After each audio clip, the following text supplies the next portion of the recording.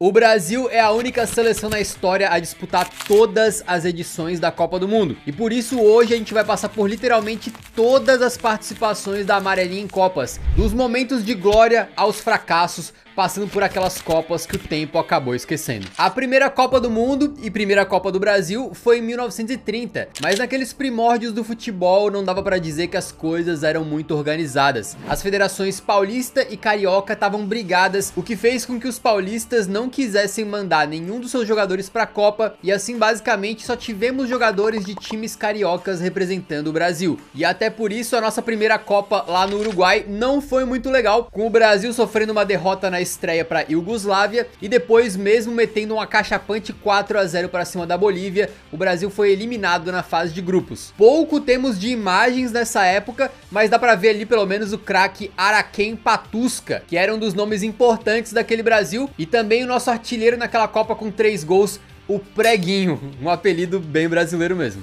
Chega para 1934 e a antiga CBD, precursora da CBF, não aprendeu nada e dessa vez sequer queria levar jogadores profissionais para a Itália, enchendo a seleção com jogadores amadores, bem numa época em que o Brasil começava a profissionalizar o seu futebol, mas tinha quem fosse contra. Para não ficar com a seleção muito ruim, no final das contas eles deram um jeito de meio que contratar alguns jogadores profissionais, incluindo o lendário Leônidas da Silva, o Diamante Negro, que fez o nosso único gol nessa Copa, mas não adiantou. Com zero preparação e uma viagem longa de barco de quase 2 semanas, o Brasil fez apenas uma partida, tomando 3-1 da Espanha, e foi eliminado logo na primeira fase. Já para a Copa de 1938 na França, resolveram chamar os profissionais mesmo, apesar da seleção ser composta praticamente toda por jogadores de clubes cariocas. O Leônidas da Silva ainda era o craque da branquinha. Sim, o nosso principal uniforme era branco na época, a amarelinha chegaria só depois, e o Leônidas fez 3 gols no insano 6-5 contra a Polônia no primeiro jogo, direto nas oitavas. E diz a lenda que um dos gols ele marcou descalço. Exatamente, ele acabou perdendo a chuteira num lance, o juizão não percebeu, deixou rolar e só de meia mesmo ele meteu um dos gols da partida. Acabou a chuteira ficando na boca de jacaré, descolou a sola da parte superior. Eu não podia ficar com aquilo, então tirei e joguei fora a chuteira e eu fiquei na jogada. A bola bateu na barreira, voltou pra mim e eu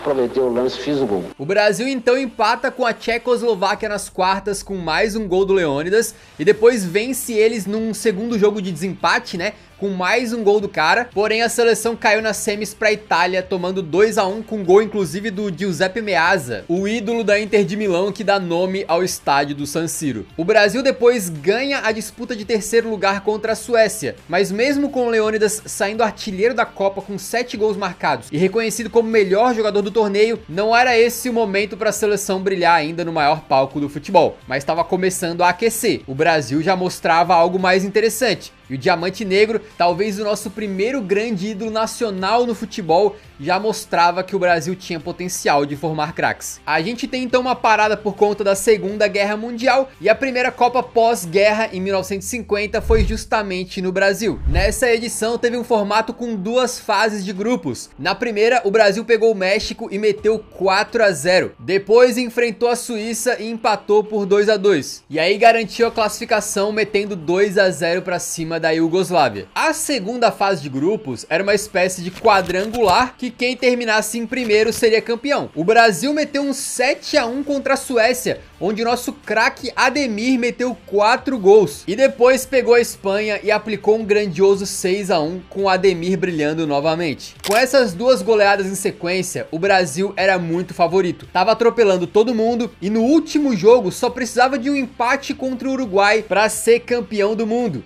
E essa partida seria disputada no Maracanã, um estádio gigantesco construído inclusive para essa Copa. Para melhorar, o Ademir, segundo algumas contagens, chegava para a final com 9 gols e 7 assistências na conta. Tranquilamente o craque do torneio. Os jornais já cantavam vitória e havia uma grande soberba no ar de que o Brasil venceria o Uruguai sem nenhuma dificuldade. Mas o que prometia ser uma festa absurda acabou se tornando um dos momentos mais tristes da história da Seleção, quando o Brasil foi para o maior jogo da história da seleção na época, para um Maracanã que por algumas fontes tinha quase 200 mil pessoas, o maior público da história das Copas até hoje, e saiu derrotado de virada por 2-1, no que ficou conhecido como o Maracanaço, e perdeu o título que estava em mãos. Foi uma decepção que causou uma baita reformulação na seleção, com a cor do uniforme inclusive saindo do branco para o hoje tradicional amarelo. Em 1954, na Suíça, o Brasil teria mais uma Copa onde foi mais figurante do que protagonista. No primeiro jogo da fase de grupos, a seleção, já bem diferente de 50, goleou o México por 5-0 com 3 assistências do Didi e também um golaço com drible ali do Julinho. Depois empatou em 1-1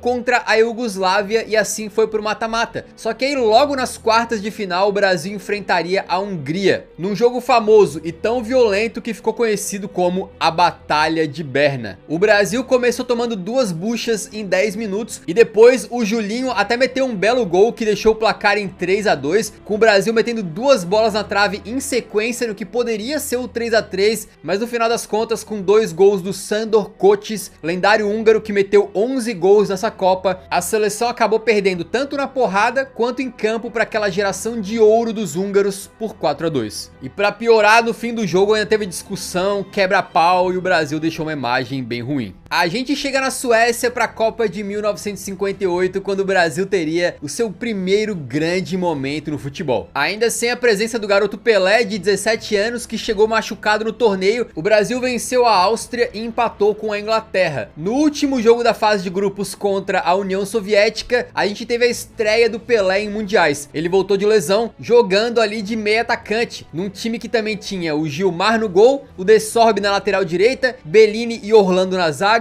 e o Nilton Santos na lateral esquerda. Zito e Didi formavam o meio campo e na frente, além do Pelé, tinha o Garrincha na ponta direita, o Zagallo na esquerda e o Vavá de centroavante. No embate entre Yashin e Pelé, foi o Vavá que brilhou, marcando os 2 gols da partida, e o Brasil assim avançou para as quartas de final contra o País de Gales, numa partida que não foi fácil, e só no segundo tempo o Rei realmente nasceu nas Copas do Mundo, marcando seu primeiro gol de maneira espetacular. Ele mata um lançamento no peito, dá um toquinho para tirar do zagueirão e manda rasteiro para garantir a vitória por 1-0. A semifinal foi contra a França, do artilheiro Just Fontaine, mas quem abriu o placar foi outro artilheiro, o Vavá, logo no comecinho. Aí o Fontaine empatou em seguida e aumentou a artilharia dele. O Didi botou o Brasil de novo na frente com um golaço no ângulo, e é no segundo tempo em que o Rei Pelé marca um gol só empurrando para dentro depois do rebote do goleiro. Aí ele deixa mais um fuzilando a bola de dentro da área e completa a sua tripleta dominando de coxa e sem deixar cair, metendo um chutaço pro fundo do gol. A França ainda diminuiu, mas não teve jeito. Aos 17 anos, Pelé marcava 3 gols em uma semifinal de Copa do Mundo e com os 5-2, o Brasil tava na decisão. A final era contra a anfitriã Suécia, mas o Brasil vinha muito bem e era o favorito. Mesmo saindo atrás do placar, teve a estrela do Vavá empatando e depois virando em 2 jogadaças praticamente idênticas do Garrincha. E é aí que o Pelé marca um dos seus gols antológicos da carreira. Ele recebe um lançamento, domina no peito, mete um chapéu no zagueirão e fuzila para marcar um dos gols mais bonitos já registrados em uma Copa do Mundo. Tem ainda mais um gol do Zagallo e depois outro do Pelé em que ele começa a jogada tocando de calcanhar e corre para a área para fazer de cabeça e fechar os 5-2 que dava então ao Brasil o título de campeão do mundo pela primeira vez em sua história, não só projetando o Brasil para o mundo através do futebol, mas ajudando o país a superar uma espécie de complexo de vira-lata que tinha ganhado força depois da derrota de 50. Chega então a Copa de 1962 e agora o Brasil buscava defender o seu título no Chile, e com muita expectativa, porque além do resto do timaço, Pelé era agora o melhor jogador do mundo. A primeira partida era contra o México, que sempre sofria pro Brasil nas Copas, e o favoritismo brasileiro se prevaleceu com um show do Rei. O primeiro gol sai num cruzamento dele para um peixinho do Zagallo, e no segundo, Pelé marca um golaço de canhota depois de ganhar de meio time adversário na força e na velocidade. O segundo jogo então foi um 0-0 contra a Tchecoslováquia, mas o pior não foi o resultado, e sim a lesão do Pelé, que estava de fora do restante da competição. Pelé, contundido, sentiu a diabólica e indesejável fisgada.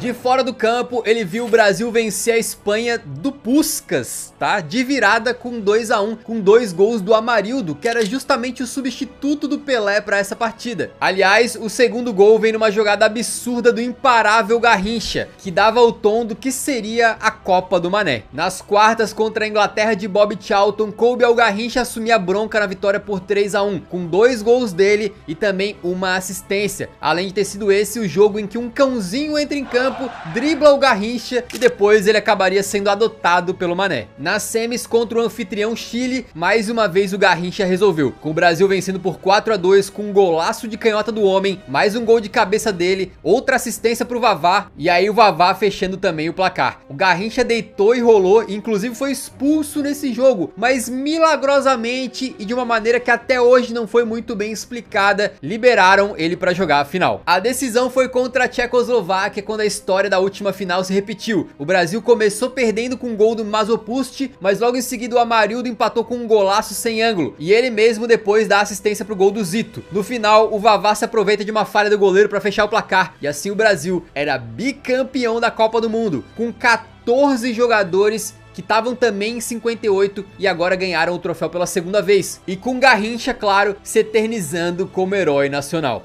Agora para a Copa de 1966 na Inglaterra, o atual bicampeão Brasil era de longe o grande favorito. Só que isso trouxe uma confiança exagerada e muito por conta dessa soberba, tudo deu errado. Pro primeiro jogo contra a Bulgária, a escalação ainda tinha Pelé e Garrincha, os grandes craques da equipe, que inclusive meteram os gols de falta, um de cada um, né, na vitória por 2-0. Só que depois de ser chutado de todo jeito possível nesse jogo, o Pelé sentiu dores e assim foi poupado na partida seguinte contra a Hungria, que foi uma merecida derrota por 3-1, num jogo que pros húngaros e pra audiência neutra foi histórico na época. O jogo contra Portugal de Eusébio seria o último da fase de grupos e decisivo. O Pelé voltava, mas o técnico Feola resolveu fazer 9 alterações na equipe que perdeu pra Hungria, tirou até o Garrincha de campo, e assim o Pantera Negra marcou 2 gols, Portugal venceu o Brasil por 3-1 e a seleção então estava eliminada precocemente da Copa do Mundo. Agora para a Copa de 70 no México, o bicampeão como jogador, Zagallo, agora era o técnico. E ele assumiu a seleção logo antes da Copa do Mundo e montou o time que ficou conhecido como o Esquadrão. O Félix no gol, o capitão Carlos Alberto na direita, Brito e Piazza na zaga e o Everaldo na lateral esquerda. O meio tinha Clodoaldo, Gerson e o Rivelino também fazendo um papel meio híbrido mais pro lado esquerdo. E na frente Pelé, Jairzinho e Tostão. No primeiro jogo contra a Tchecoslováquia tem o icônico gol que o Pelé não fez na vitória por 4-1, que também teve gol dele, e 2 golaços do Jairzinho. E aí no grande jogo contra a atual campeã Inglaterra, o Brasil venceu por 1-0 com mais um gol do Jairzinho e a famosa defesa do século do Gordon Banks numa cabeçada do Pelé. No último jogo da fase de grupos, o Brasil vence novamente metendo 3-2 contra a Romênia, com 2 do Pelé e 1 do Jairzinho, enquanto nas quartas contra o Peru é 4-2 novamente com gol do Jairzinho, para o Brasil chegar nas semis contra o Uruguai, num jogo que serviria para espantar mais um fantasma, já que era a primeira vez que os dois países se enfrentavam em Copas desde a decepção na final de 50. Os uruguaios até abrem o placar, mas foi mais uma vitória do Esquadrão, um 3-1 contando com um gol do Jairzinho de novo numa arrancada fulminante. E outro lance icônico, quando no finalzinho da partida o Pelé dá um drible no goleirão sem tocar na bola, mas manda pra fora, marcando ali outro gol que Pelé não fez. A final contra a Itália decidiria quem seria a primeira seleção tricampeã, e foi o Pelé que abriu o placar de cabeça, e na comemoração foi até o Jairzinho, gerando uma das imagens mais icônicas da história do futebol. Depois de uma saída bizarra do goleiro Félix, o Boni Insenha empatou para os italianos, mas no segundo tempo o Gerson Canhotinha de Ouro colocou o Brasil na frente de novo, e o Pelé escorou para o Jairzinho ampliar. E aí, se você percebeu bem, eu fiz questão de falar todos os gols do Jairzinho, porque ele marcou em todos os jogos do Brasil nessa Copa do Mundo. Ainda deu tempo de mais um passe para gol do Pelé, agora tocando para o capitão Carlos Alberto Torres, que fechou a conta naquele gol histórico e coletivo que sacramentou o 4-1 e o Brasil do Esquadrão tricampeão mundial. Uma vitória que foi muito utilizada politicamente pela ditadura militar brasileira na época e ó, primeira vez que o povo brasileiro viu ao vivo o Brasil campeão pela TV, ok? Antes tinha sido só no radinho ou só a gravação dos jogos depois que eles já tinham acontecido.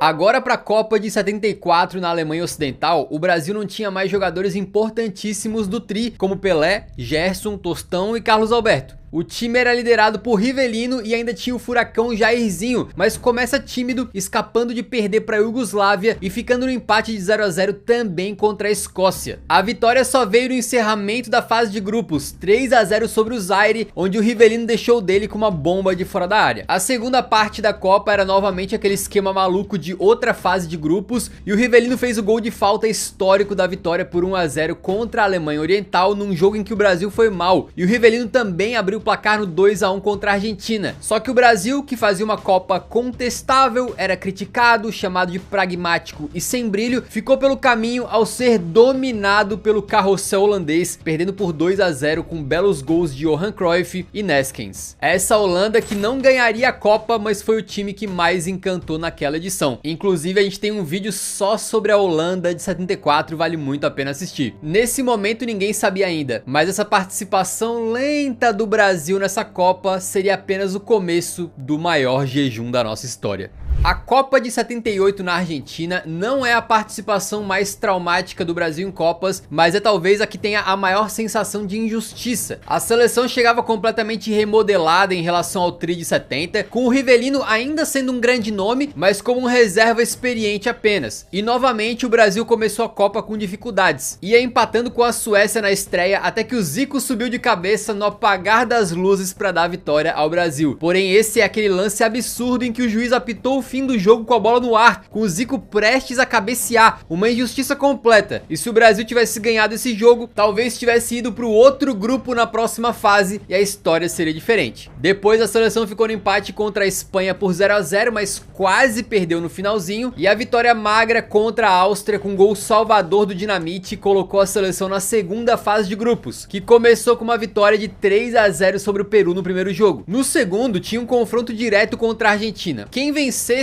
provavelmente iria para a final da Copa. A partida foi feia e violenta e o resultado foi 0 a 0. Eis que restava um jogo para cada seleção e a decisão seria no saldo de gols, porque o Brasil venceu a Polônia por 3 a 1 e o único cenário que eliminava o Brasil e classificava a Argentina era uma vitória dos hermanos sobre o Peru por mais de 4 gols de diferença. E foi assim que, de maneira muito suspeita, a Argentina, vivendo uma ditadura militar na época, meteu 6 a 0 para cima do Peru e se classificou para a final no lugar do Brasil. Até hoje existem suspeitas de que os jogadores do Peru foram subornados e também relatos de que o ditador argentino na época fez uma visitinha aos jogadores peruanos antes do jogo. Enquanto no Brasil, o técnico da seleção e ex-militar Coutinho foi acusado de ser um fantoche que obedecia ordens de cima, inclusive na escalação dos jogadores. O Brasil então foi eliminado dessa Copa de maneira invicta, mas com esse gostinho de que podia mais por conta dessa suspeita toda do futebol fraco e também desse regulamento bem nada a ver que a Copa tinha na época. E para a Copa de 1982, talvez o Brasil não tivesse um time tão bom dessa maneira desde o tri de 70. A seleção era comandada pelo Tele Santana fora de campo e pelo Zico dentro dele, e é considerada até hoje uma das melhores da história das Copas. Na fase de grupos, o Brasil meteu 2 a 1 para cima da União Soviética de virada, com um golaço do Sócrates e um corta-luz fantástico do Falcão. Depois veio o 4 a 1 contra a Escócia e ainda um 4 a 0 para cima da Nova Zelândia, com o Zico botando os caras no bolso com 2 gols e 2 assistências. Com essas vitórias, a seleção ganhou corpo e favoritismo. O Brasil marcava golaços, convencia, e o próprio Zico, o Sócrates, o Falcão e outros viraram estrelas daquela Copa. E aí depois, na segunda fase de grupos, um 3 a 1 para sagrar a vingança contra os atuais campeões argentinos, em jogo que teve até a expulsão do Maradona no fim. Só que aí veio a infame tragédia do Sarriá. Quando o Brasil precisava apenas empatar para avançar de fase, a confiança do povo tava lá na altura com o possível tetra, mas como já vimos em outras Copas, confiança demais faz mal. E aí o atacante italiano Paolo Rossi destroçou o Brasil com 3 gols no jogo decisivo. A derrota por 3 a 2 causou a eliminação da seleção. E mesmo assim, pelo ótimo futebol que apresentou na Copa, a Canarinho foi celebrada pelo povo na volta ao Brasil, o que emocionou o técnico Tele Santana na época. Em 1986, no México, o Brasil chegava com problemas para a Copa. Renato Gaúcho foi excluído excluído do Mundial por indisciplina, e o lateral Leandro se solidarizou com ele e não se apresentou para a seleção. Sócrates e Júnior não estavam 100%, enquanto o Zico fazia o impossível para poder se recuperar de lesão a tempo e jogar a Copa. Para piorar, a disputa política na CBF fazia com que o planejamento da seleção tenha sido horrível, e o time mal tinha lugar determinado para treinar lá no México. Mesmo assim, seria mais um começo positivo da Canarinho, agora com caras como Casagrande e Careca, com o time fazendo 1 a 0 contra a Espanha na estreia, uma vitória que foi muito difícil, ainda mais porque o juiz não validou um gol legal espanhol, e também 1 a 0 sobre a Argélia, e depois encerrou a fase de grupos metendo 3 a 0 na Irlanda do Norte. Para melhorar, nas oitavas goleou a Polônia por 4 a 0. Então eram 4 vitórias nessa Copa, nenhum golzinho sequer tomado, para não dar em nada, porque nas quartas contra a França de Platini, o então machucado Zico entrou no meio do jogo, perdeu um pênalti e o jogo terminou 1 a 1. Nas cobranças alternadas, o Brasil perdeu 2 e ainda contou com azar, já que uma cobrança da França foi na trave e voltou nas costas do goleiro antes de entrar, e assim o Brasil foi eliminado precocemente mais uma vez. Foi o último jogo do Galinho com a amarelinha, que saiu de craque da seleção para, na cabeça de muitos, ser o vilão da eliminação. Para a Copa de 90, o Brasil vinha pressionado com vários problemas extracampo, com a concentração da seleção virando um vai e vem de parentes, empresários e outros, com a imprensa esportiva impedida de entrar lá, com jogadores lutando para receberem maiores valores de premiação e com um jejum de Copas que completaria 20 anos. O técnico Lazzaroni foi muito questionado por montar um time covarde e modorrento, e mais uma vez o Brasil ainda assim venceu todos os jogos da fase de grupos, com vitórias magras contra Suécia, Costa Rica e Escócia, mas logo nas oitavas contra a Argentina, o Brasil jogou melhor, meteu 3 bolas na trave, mas o Canidia abriu o placar para os hermanos no finalzinho depois de uma jogada absurda do Maradona, e com 1 a 0 o Brasil estava eliminado e se via cada vez mais distante da glória máxima. Isso, claro, até 1994 nos Estados Unidos. Eram 24 anos desde o Tri de 70, o maior jejum da história da seleção brasileira, e parecia que o jejum continuaria, porque nas eliminatórias o Brasil sofreu muito e só classificou para a Copa no último jogo, quando o Romário foi chamado e salvou o Brasil. Hoje a gente lembra do glorioso Tetra de 94, mas o fato é que o Brasil chegou desacreditado. Mesmo assim, na fase de grupos, o time do Parreira passou sem tantas dificuldades, metendo 2 a 0 na Rússia, 3 a 0 em Camarões e empatando em 1 a 1 contra a Suécia. O Romário, salvador das eliminatórias, meteu gol em todos esses jogos. Nas oitavas, o Brasil pegava os anfitriões Estados Unidos, que se fecharam na defesa. O brasileiro Leonardo foi expulso no primeiro tempo depois de uma agressão. O Romário perdeu um gol que a gente não imagina que ele poderia perder, mas depois de suar um pouco para quebrar o ferrolho americano, o próprio baixinho descola um baita passe pro Bebeto definir a vitória por 1 a 0. Nas quartas contra a Holanda, o Romário meteu gol e o Bebeto se eternizou, metendo um gol e fazendo aquela famosa e lendária celebração embalando o bebê, em referência ao seu filho que nasceria depois e também se tornaria jogador. A Holanda empatou em 2 a 2 e o Brasil só passou de fase por conta de um lendário também gol de falta do Branco, em que a bola só entrou porque o Romário teve o reflexo de tirar a sua bunda do caminho da pelota. Se fosse o Hulk ali, esse gol não teria saído. A semifinal era contra a Suécia e de novo o Romário perdeu um gol depois de driblar o goleiro, mas depois da Suécia ter um jogador expulso, o baixinho subiu de cabeça para sacramentar a suada vitória do Brasil por 1 a 0. A seleção então finalmente voltava a uma final de Copa do Mundo. E assim como a final de 70 contra a Itália definiria a primeira tricampeã mundial, em 94 a decisão contra eles definiria quem seria a primeira seleção tetracampeã. Os dois times tinham defesas sólidas e a Itália contava com a dupla Maldini e Baresi, dois dos melhores defensores da história do futebol, mas foi o Brasil quem buscou mais o ataque, com o Romário recebendo uma bola livre no segundo pau e mandando pra fora. Eu ressaltei os erros do Romário durante a Copa pra gente perceber que até os maiores craques são humanos e falham, e que de certa forma o contrário também pode acontecer. Até as seleções mais falhadas e humanas, como essa do Brasil, que teve muitas dificuldades antes da Copa e chegou desacreditada, também podem ser campeãs. Isso porque o jogo acabou 0 a 0 e nos pênaltis a sorte nos sorriu. Baresi mandou o pênalti dele na lua, o Massaro parou no Tafarel e o craque Roberto Baggio completou a festa da torcida brasileira. A seleção finalmente era a primeira tetracampeã mundial e Dunga, que tinha ficado marcado como a cara da seleção chata de 90, agora levantava a taça como capitão.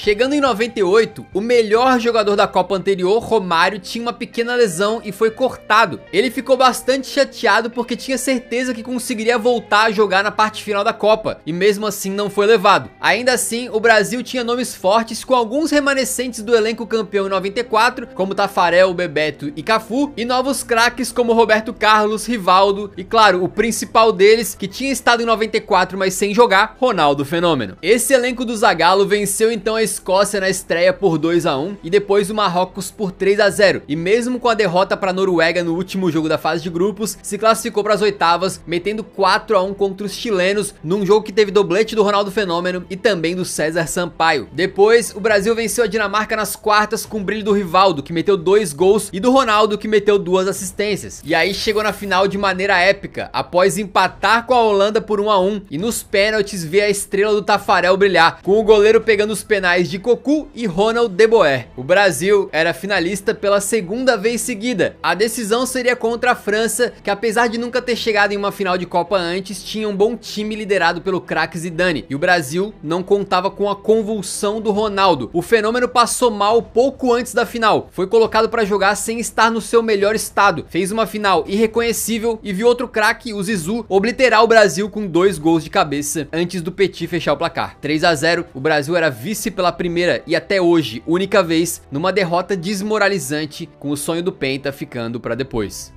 Independente do resultado, eram 2 Copas seguidas que o Brasil mostrava força chegando na final. Então para 2002, mesmo com uma classificação sofrida, não dava para duvidar da seleção, até por conta do timaço que a gente tinha em termos de nomes. Era o Marcos no gol, Edmilson, Lúcio e Roque Júnior na defesa, Cafu e Roberto Carlos nas alas, com Gilberto Silva, Ronaldinho e Juninho Paulista no meio campo, com o Juninho sendo substituído pelo mais defensivo Kleberson ao longo do torneio. E na frente, simplesmente Rivaldo e Ronaldo Fenômeno, com o R9 voltando para a Copa depois de uma gravíssima lesão no joelho que tinha tirado ele da seleção por quase 3 anos. Na fase de grupos foram só vitórias, um 2-1 suado para cima da Turquia, um 4-0 contra a China e depois um 5-2 contra os costarriquenhos, com um gol espetacular do Edmilson para classificar o Brasil para as oitavas contra a Bélgica. Mesmo muito antes de existir a ótima geração belga, esse aí já foi um jogo complicadíssimo para o Brasil, com a Bélgica tendo um gol mal anulado e a seleção só abrindo o placar na metade do segundo tempo num golaço do Rivaldo, com o Ronaldo depois fechando o 2-0. O jogo das quartas seria contra a Inglaterra de Beckham e Michael Owen, que inclusive abriu o placar numa falha bizarra do Lúcio, né? Mas aí brilhou a estrela do Ronaldinho Gaúcho, com um baita passe pro Rivaldo empatar e depois um dos lances mais icônicos do Brasil em Copas, quando o bruxo cobra uma falta de muito longe, direto no gol, e encobre o goleirão com um gol antológico, classificando a amarelinha para semis. A gente tem um vídeo só sobre a carreira do Ronaldinho do começo ao fim, vale muito a pena assistir. Na semifinal, o Brasil pegaria a Turquia novamente, com a novidade agora sendo o lendário corte cascão que o Fenômeno estreou nesse jogo, numa brincadeira dele que acabou virando uma tática para que as pessoas falassem do seu cabelo e não da pequena lesão que ele tinha sofrido. Foi nesse jogo também que tivemos a famosa escapada do Denilson contra 4 turcos. O Brasil não teve vida fácil, mas o Ronaldo fez 1-0 num gol de biquinho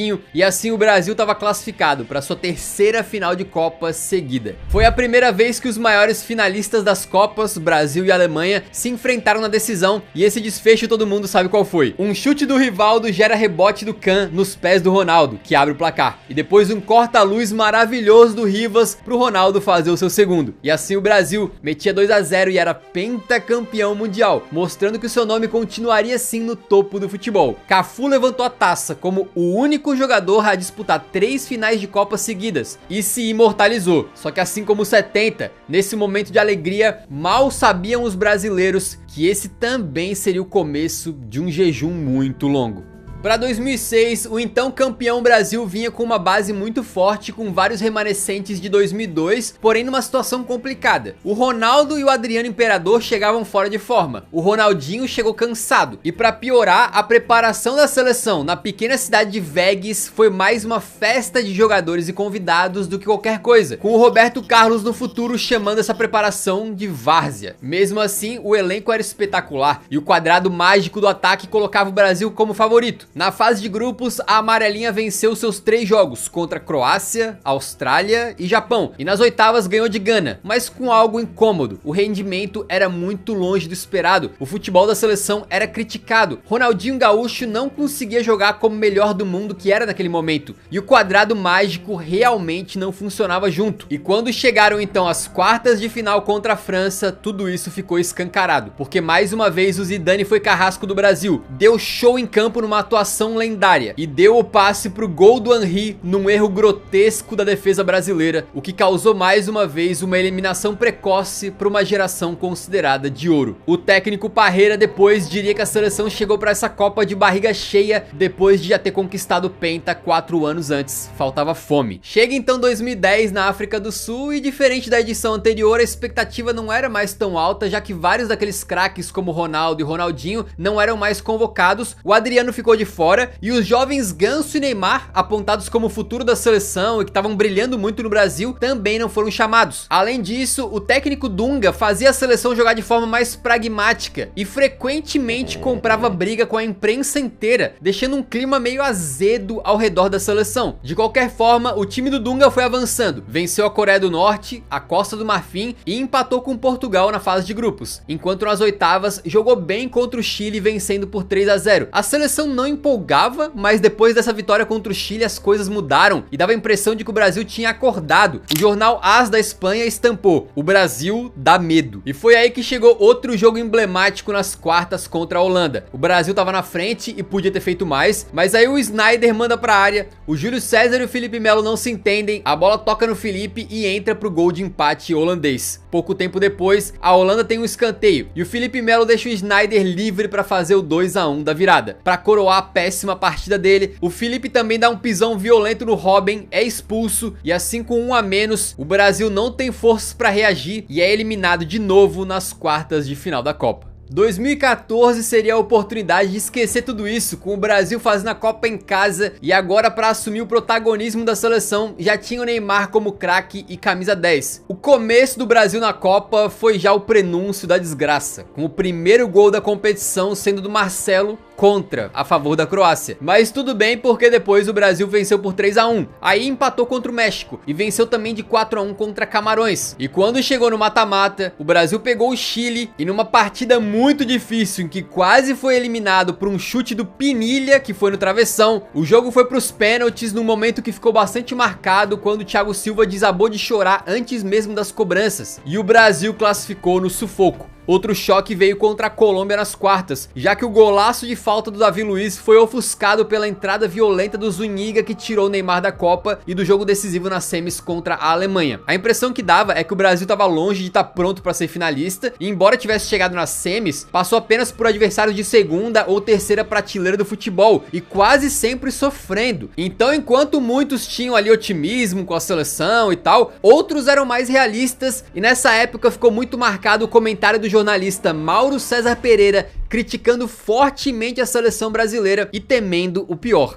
Péssimo futebol da seleção brasileira. Péssimo futebol. E o pior é que ele estava certo. Nas semis, o Brasil enfrentou a Alemanha no Mineirão e tomou de 7-1, num jogo que teve um período de apagão da seleção, é verdade, mas que também foi uma humilhação tática, técnica e mental. O Brasil superava o maracanaço de 50 para sofrer agora sim o maior vexame da sua história. E por que não, o maior vexame de uma seleção em todos os tempos. Para 2018 na Copa da Rússia, o Brasil precisava agora apagar o vexame histórico que tinha sido a sua última participação no torneio e tentar se reestabelecer como potência depois de muitos anos sem sequer conseguir chegar longe. Com o Neymar jogando no sacrifício, o Coutinho meio que assumiu o protagonismo com um golaço no empate contra a Suíça e também um gol na vitória contra a Costa Rica, com o Brasil também fazendo 2-0 contra a Sérvia na fase de grupos. Nas oitavas, o Brasil venceu o México com Neymar e Firmino marcando, mas as quartas seriam o nosso limite mais uma vez. Contra, agora sim, a ótima geração belga, o Fernandinho fez um gol contra para abrir o placar para os Diabos Vermelhos e no segundo gol o Lukaku passou que nem um trator pelo meio campo e deixou pro De Bruyne, que fez o segundo. O Renato Augusto ainda descontou, mas com o 2-1 o Brasil mais uma vez foi eliminado pro primeiro time forte que pegou na Copa e deixou o sonho do Hexa para a próxima edição. Em 2022 no Catar, o elenco do Brasil chegava bem mais encorpado, com o trabalho sólido do Tite Modric e aquela base com Alisson, Thiago Silva, Casemiro e Neymar, além de nomes surgindo como o próprio Vinícius Júnior. O Brasil estreou com vitória de 2 a 0 contra a Sérvia, com aquele histórico gol de voleio do Richarlison, e depois contra a Suíça num jogo difícil, o Casemiro salvou com um golaço. O terceiro jogo dos grupos foi uma derrota para Camarões, quando a seleção atuou com reservas e já classificada, então ninguém se importou muito. E nas oitavas de final, uma goleada contra a Coreia do Sul por 4 a 1, até que chegou o fatídico jogo contra a Croácia nas quartas, onde o meio-campo canarinho foi engolido pela trinca dos croatas. O Neymar abriu o placar já no final da prorrogação, mas faltando só 4 minutos, o Bruno Petkovic aproveitou um contra-ataque e levou o jogo para os pênaltis. Nas alternadas, o Rodrigo perdeu, o Marquinhos também. O Neymar sequer chegou a bater o pênalti dele, e com mais uma eliminação nas quartas, o Brasil então garantiu que pelo menos empataria com a marca de 94, encarando 24 anos de jejum entre 2002 e 2026, podendo, é claro, bater esse recorde.